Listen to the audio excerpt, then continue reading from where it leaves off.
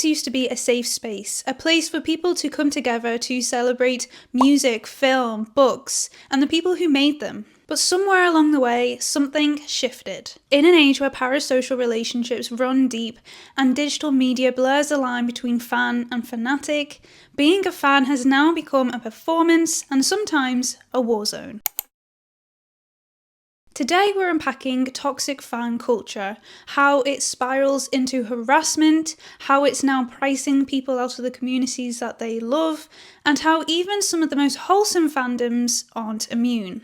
Firstly, let's start here and say that being a fan is not inherently toxic at all. In fact, it's incredibly brilliant for people to come together around something that they all want to celebrate, something that they love, and to share that joy, and to even have it sometimes be something that is actually quite life-saving for people. A fandom can certainly be beautiful and even healing. But online, where clout is currency and identity gets tied to what you consume, fandom has now become something that is far more tribal. For example, toxic fandom shows up as harassment of critics, doxing people who disagree, gatekeeping who's a real fan, obsessive defense of artists, and even when they're actually in the wrong. And the more famous the artist, the more intense it seems to get. Let's have a look at one of the most dangerous sides of fandom, which is doxing, and it is one of the most dangerous aspects, and it's something that has obviously been taken out of the fandom world, and it's actually just like a real term that we use for anything now as well, but I do believe it originated within the fandom sphere and the online sphere as well, and it is one of the darkest aspects of fandom culture. So what actually is doxing? So the definition is search for and publish private or identifying information about a particular individual on the internet, typically with malicious intent. Here's some TikToks of this happening.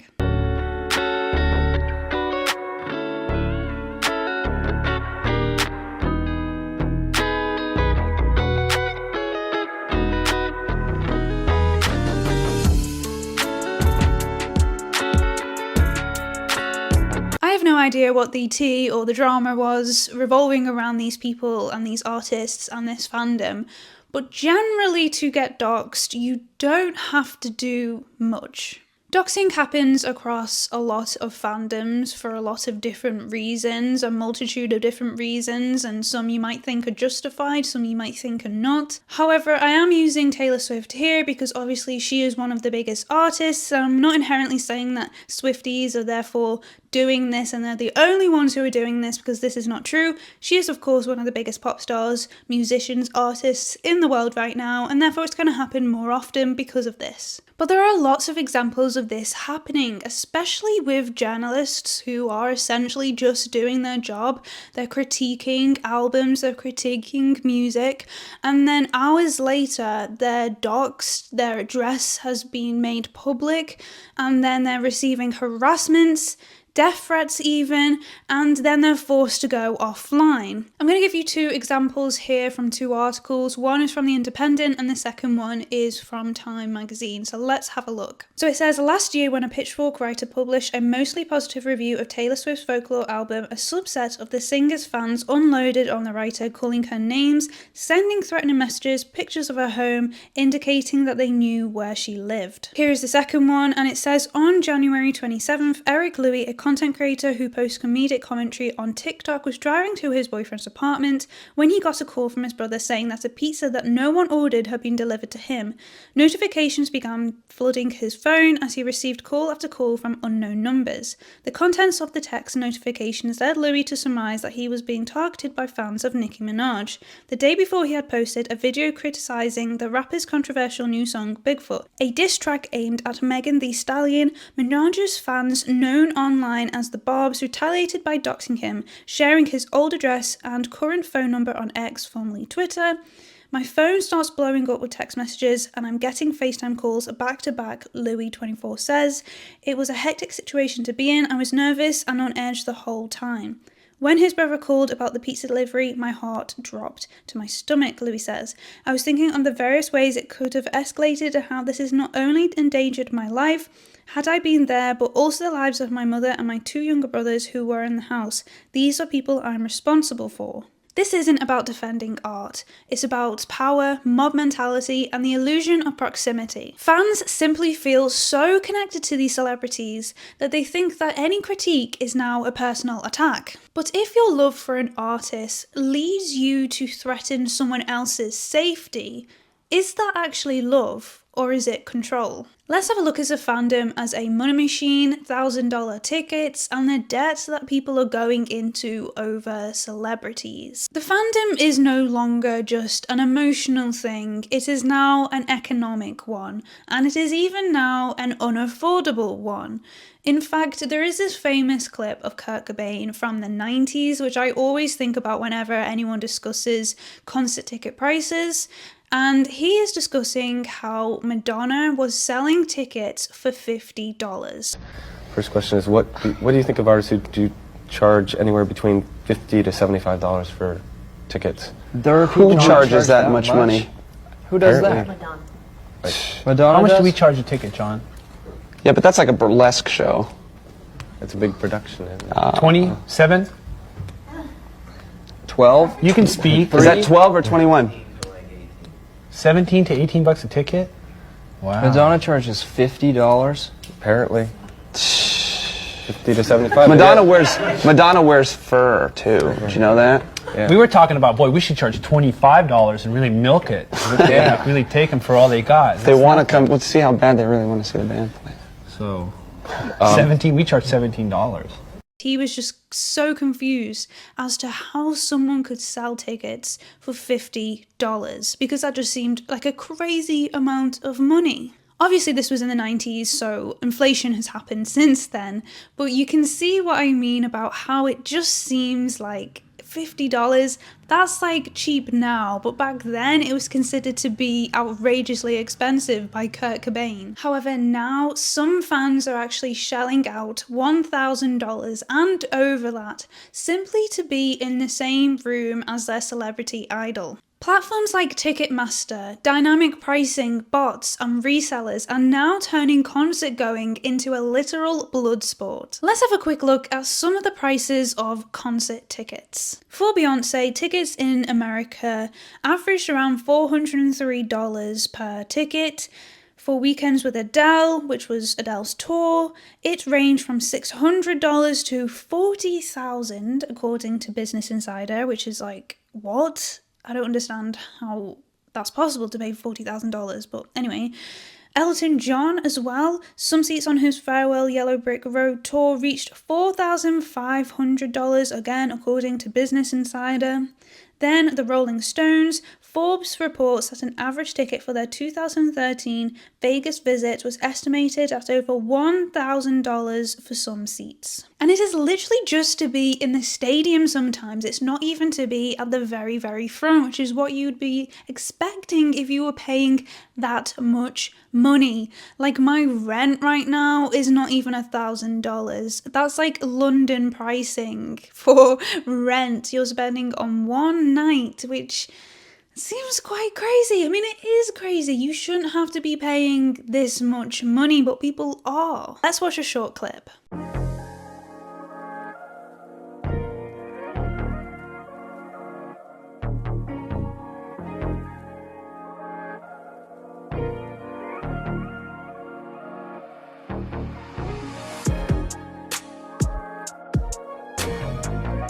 As you can see, this person spent $1,000 on a Blackpink ticket, and they're not even that close. They're not even that close to the front. They do a zoom in and then they zoom out, and you're like, that's not even that close for $1,000. It's crazy. I can't get my mind around that. You should be seeing these people's paws for $1,000. You should be that up and close. That's a joke, but obviously if you are from a lower income background, or if you are a teenager who is in love with this music and you have found this community, you are going to be priced out of it and you're going to feel excluded from it as well. Let's watch a TikTok.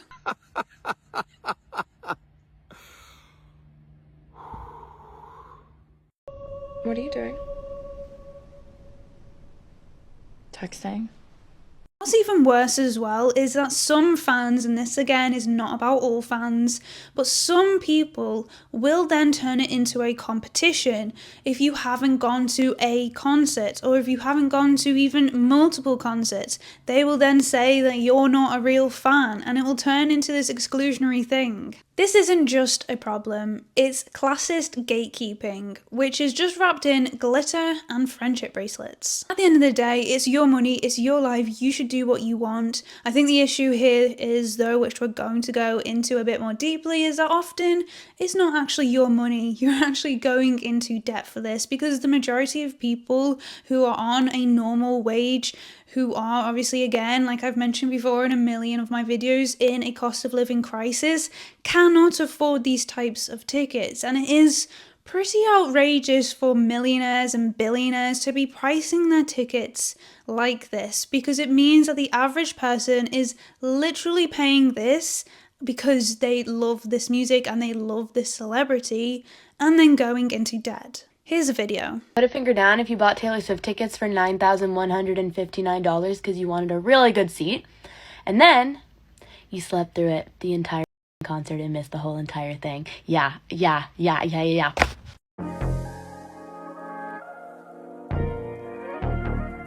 I really do feel sorry for that fan who literally slept through the Taylor Swift concert after paying that much money. That is so rough. But the one where it said that memories are forever and money comes back, and that this then comes into a cycle, that seems to be very, very true. And it's not necessarily the fans that have caused these tickets to be at these prices. It's these companies, and it's the artists as well. Again, the artists I'm a bit unsure on, because I guess it kind of depends on artist to artist how much say they actually have in terms of ticket pricing. I feel like for a lot of them it's probably not that much, but also I feel like if you're as big as some of the biggest celebrity artists, musicians in the world, you could probably have a bit of a say in how much you price your tickets for. But I'm not sure about that. But then you could also obviously have the argument that these fans who are leaning into this, who are accepting these prices, who are forking out all their money for this and instead going, no, we shouldn't be paying for this. You could obviously say that that's an argument as well, that that's leading into it and it's not helping the fandom and therefore it's causing these rifts. But I think generally it's more to do with the artists who are exploiting their fandoms, well, the artists, but the companies that they're with who are exploiting their fans.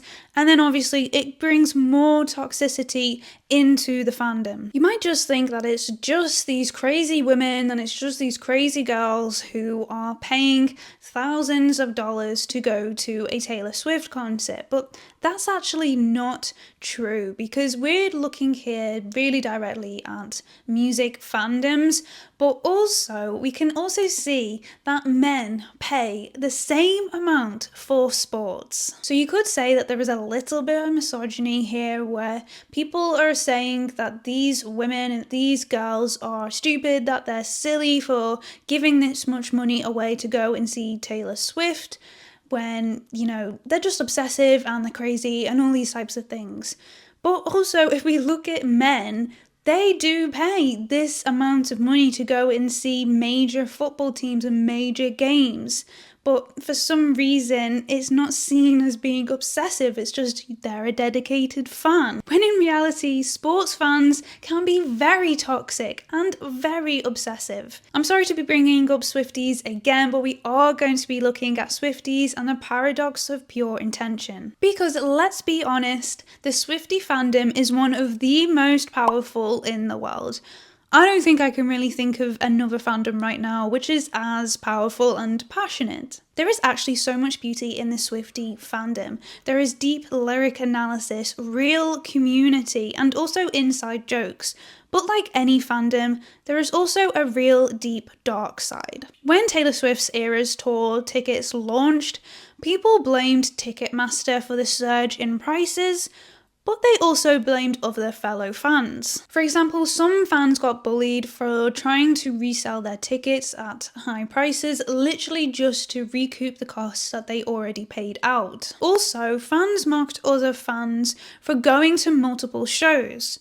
For example, this is from an independent article which said, "It's so unconscionable to me that there are some fans who have not only bought tickets to one show, they've knocked up on multiple dates in multiple locations." To me, this is... This is from an independent article which said, "It's so unconscionable to me that there are some fans who have not only bought tickets to one show, they've mopped up on multiple dates in multiple locations." To me, this doesn't signal that they are true fans. It demonstrates how incredibly selfish they are. Just recently, while scrolling through TikTok before bed, I came across a comment where a user shared they bought 15 tickets. 15. Thankfully, someone replied, "Ooh, it's not the flex you think it is." This whole paragraph was kind of as a reaction to this TikTok. It seems like she didn't sing Speaking Out. I mean, right? She didn't sing Speaking Out. What is it? What is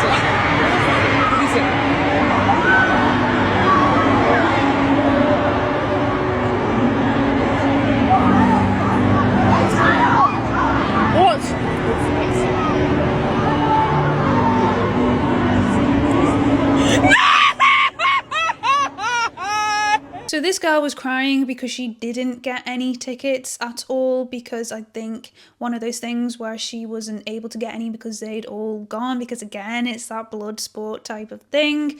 So people did turn to mock her for crying in this way, but I don't know if it was necessarily for the fact that she didn't get tickets and it was other Swifties. I think because it went incredibly viral, and in fact it was a lot of people who were just like, why are you crying this way for simply another person? I mean, everyone's going to have their opinions on this. Let me know your thoughts on this type of reaction. This is also certainly another topic for debate about whether people should be able to buy multiple tickets in this way, like 15 tickets. Should this happen, or should it be one per person? Again, let me know your thoughts. There is also this big culture around Taylor Swift being this untouchable saint in a type of way. She is truly an idol for a lot of people, but in a kind of literal worship, she can do no wrong. And so in this way, it becomes really toxic when people do critique her, when people do question her about things that really, to be honest, could be quite valid. For example, like her carbon use, and also perhaps her somewhat political neutrality. When people did question these things, doxing wasn't uncommon. Here's a video of a critic. "I hate Taylor Swift fans. I hate them. You guys are so delusional. Taylor Swift can't fly commercial because people would follow her. What do you think every other fucking celebrity does? Taylor Swift is not a god. What do you think One Direction did? What do you think Harry Styles does? What do you think Katy Perry does? What do you think Justin Bieber... There are so many celebrities that had huge followings, just like Taylor Swift, that don't emit the carbon emissions equivalent to 35 people. Like, that is insane. She is taking 15 to 20-minute flights multiple times a day. That is unnecessary. Nobody is saying the issue is that she has a private jet.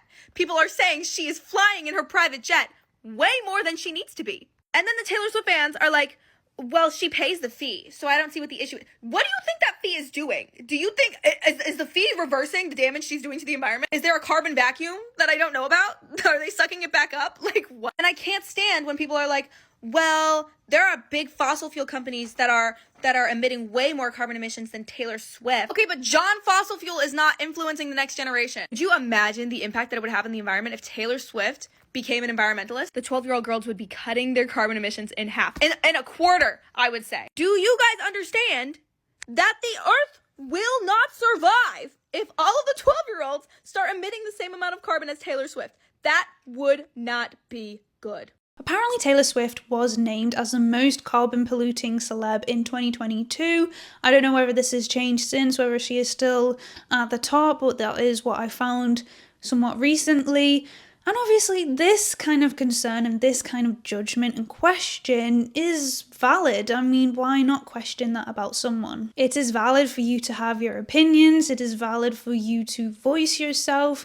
And these things shouldn't be hushed or stopped, or people shouldn't be fearing for their literal lives just because you think that this person shouldn't be questioned at all. And I think that that is a very toxic and unhealthy behaviour. Again, to be clear, this is not about Swifties as a whole.